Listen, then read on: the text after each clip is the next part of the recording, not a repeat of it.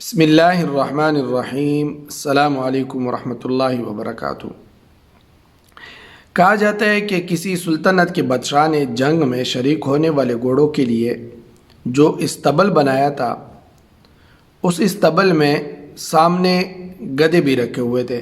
ایک طرف گھوڑے ہوتے اور ایک طرف گدھے۔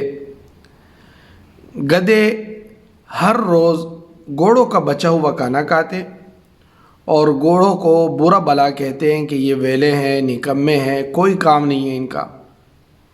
اندر ہی اندر کڑھتے رہتے کہ گھوڑوں کے لیے اتنا اچھا کھانا آتا ہے اور ہم سارا دن کام کرتے ہیں اور کھاتے ہیں صرف گھوڑوں کا بچا ہوا کھانا۔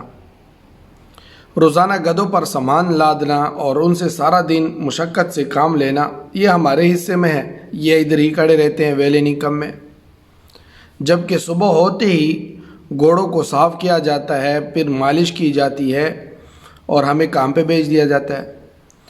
یہ سب دیکھ کر گدھوں نے سارا دن گھوڑوں کو گالیاں دینی شروع کر دی کہ اگر یہ گھوڑے نہ ہونا تو یہ سب بھی جو اچھا کھانا آتا ہے یہ بھی ہمیں کھانے کو ملتا، ہماری بھی مالش ہوتی، ہماری بھی جو ہے آؤ تاؤ ہوتا، لیکن ان کی وجہ سے ہمیں کوئی پوچھتا بھی نہیں۔ خادم ہماری دیکھ بھال کرتے، ہم سارا دن کام کر کے تھک جاتے ہیں، انہوں نے کیا کرنا، یہیں پہ کھڑے بس پورا دن کھڑے رہتے ہیں۔ ایک دن اچانک یوں ہوا کہ صبح سویرے گھوڑوں پر کاٹیاں ڈالنا شروع ہو گئی اور ہر طرف جو ہے افراتفری مچ گئی۔ ہر فوجی جو ہے جلدی جلدی اپنے گھوڑے کو تیار کرنے میں لگا ہوا ہے اور اس پہ کاٹی جو ہے کس رہا ہے۔ اب یہ سارا ماحول دیکھ کر گدھوں کی جان میں بھی جان آ گئی کہ شکر ہے آج ان گھوڑوں کو بھی کام پہ جانا پڑے گا اور ان کو بھی کام کرنا پڑے گا، ویسے نہیں کہتے یہ۔ اب مطلب گھوڑے تیار کر کے فوجی سپاہی ان پر سوار ہوئے اور چل دیے، نکل دیے، اور گدھوں نے خوشی منانا شروع کر دی کہ شکر ہے یہ بھی کام پہ نکل گئے۔ اب سارا دن گزر گیا، پھر شام گزر گئی، لیکن گھوڑوں کا کوئی پتہ نہیں، واپس نہیں آئے۔ گدھے پریشان ہو گئے کہ گھوڑے ابھی تک واپس کیوں نہیں آئے، ایسا کیا کام پیش آیا کہ ان کو رات بھی وہاں پہ گزارنی پڑی۔